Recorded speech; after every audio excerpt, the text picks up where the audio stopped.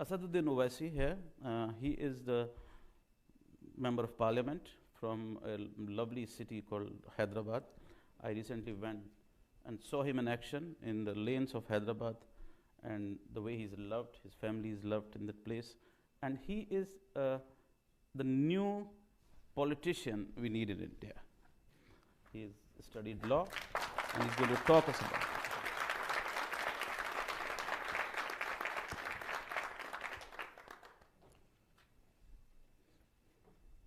Thank you. I have been told to speak on politics. Let me let me start with the crass reality of Indian politics. That is, you should come out of this false assumption that India has two national parties. India has only one national party. One is BJP, other is 1.5 BJP. And why do I say this? Because I'm reminded of a quote given to a journalist friend of mine during the Gujarat pogrom, which was happening in 2002. Sangh Parivar leader told this senior journalist that Congress is Vajpayee Congress and BJP is Advani BJP. So please come out of this false assumption that you have two national parties. We have only one national party. And yes, the present politics, there is a grave threat to our separation of powers. Earlier also, I cannot say that the earlier regime of Congress or UPA didn't try to weaken separation of powers, but now in the present day, there's a grave threat to that separation of powers. Thirdly, if you have a grave threat to separation of powers, when executive has to be independent, judiciary has to be independent, legislature has to be independent. Unfortunately, what we are seeing now is that you have this overpowering executive which wants to control the legislature and the judiciary. You must have read, sitting in Harvard or sitting in USA, that how 4 senior Supreme Court judges had to do a press conference and basically have to plead with the people of India, please save the democracy. And then you have this great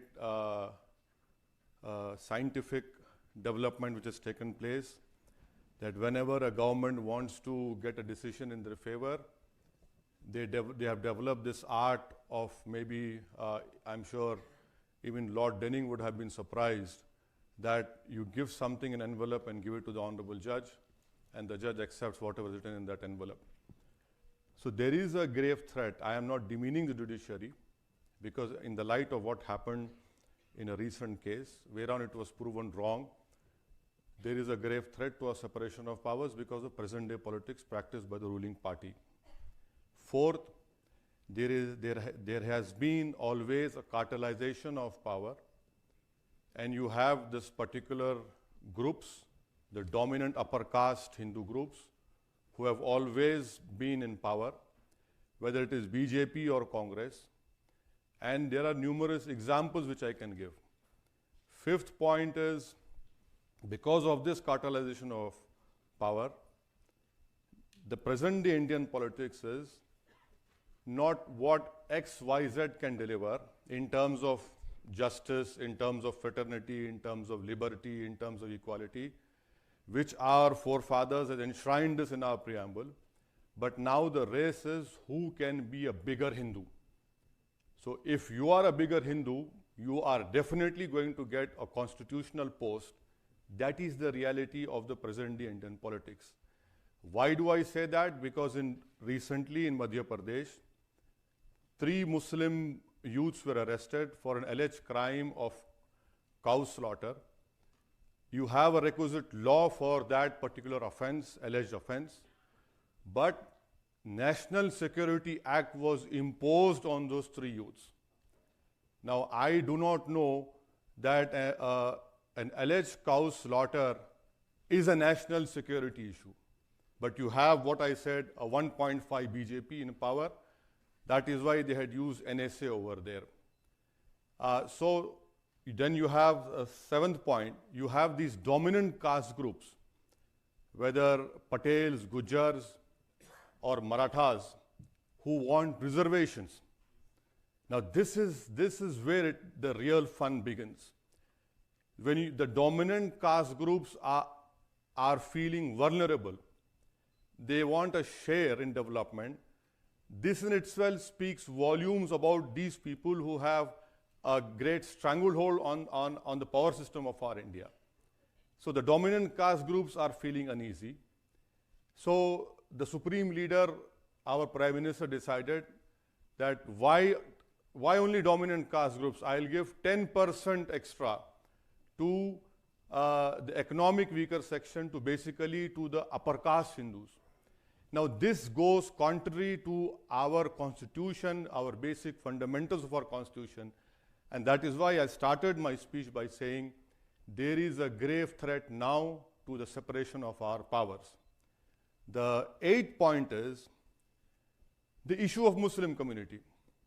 That is, I condemn what happened in Kashmir.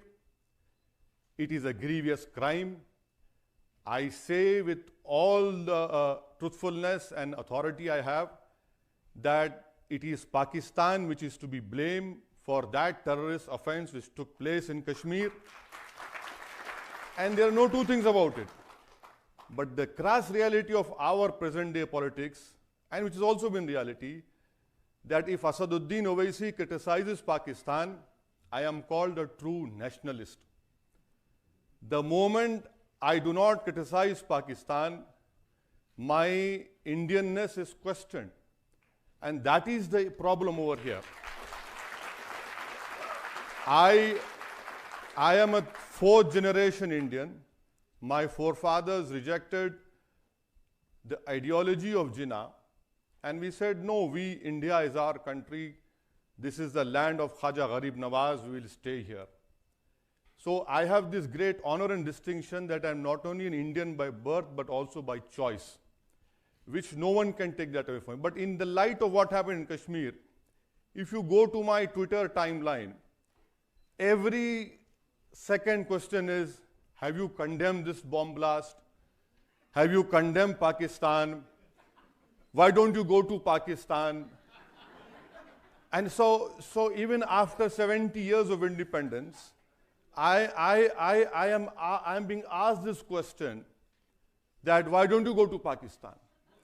Now, no one asked, how did that happen?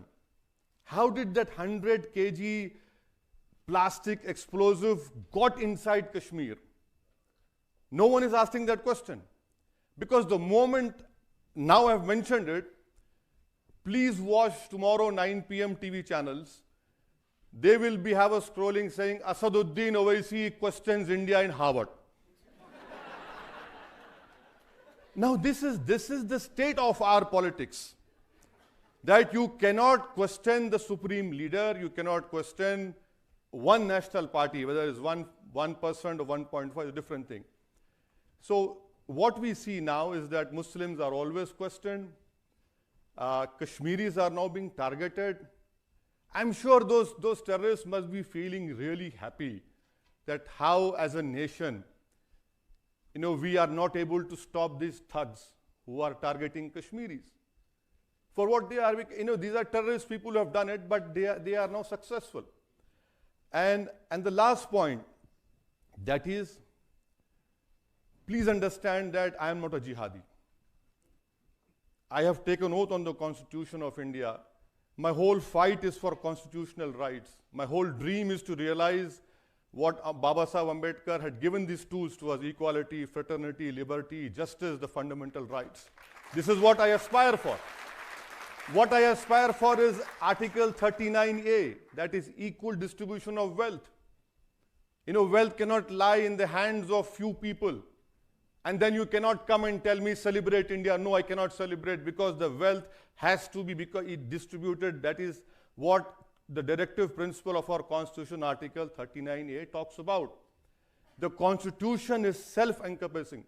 That the Constitution has to be a living document.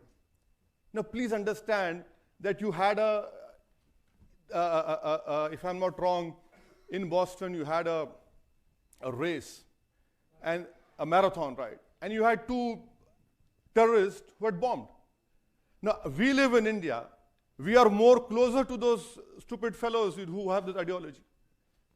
It is very easy for an Indian Muslim to take a bus from Azamgarh and go to Kashmir. But in last 70 years, you have only 25 cases where Indian Muslims went and joined the jihad. You have people from US who have gone and joined ISIS. You have people from Great Britain, from all those so-called developed democracies. But you have only confirmed cases of 29 Indian Muslims who have gone and joined ISIS. And out of that, 20 who were not from India but who were studying abroad. So my whole issue is that the politics that is being practiced right now in India, and also before also, but it is now more into your face, is that how bigger Hindu you are, and that guarantees you electoral success. That is the crass reality of our, unfortunately, of our democracy. Come election, parliament election, you will see more of this. The citizenship bill was a great example of what I have just told you. Another example which I can say with Rahul Gandhi being called the Janyodharu Hindu. Now for me, who is not part of the Savarna system, where do I go?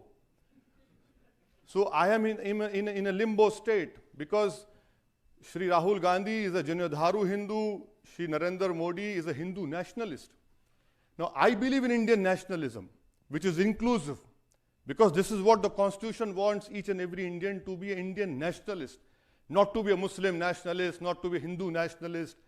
You know, so that is why I say that the whole present day politics is only geared up towards majoritarian form of democracy, which has to be stopped. And I hope, and I'm working and I'm earnest desire, is that the next government which comes into existence in May, June, would be a non-Congress, non-BJP government, which will reflect the diversity and the pluralism of our country, which is the ethos of our country. Thank you so much.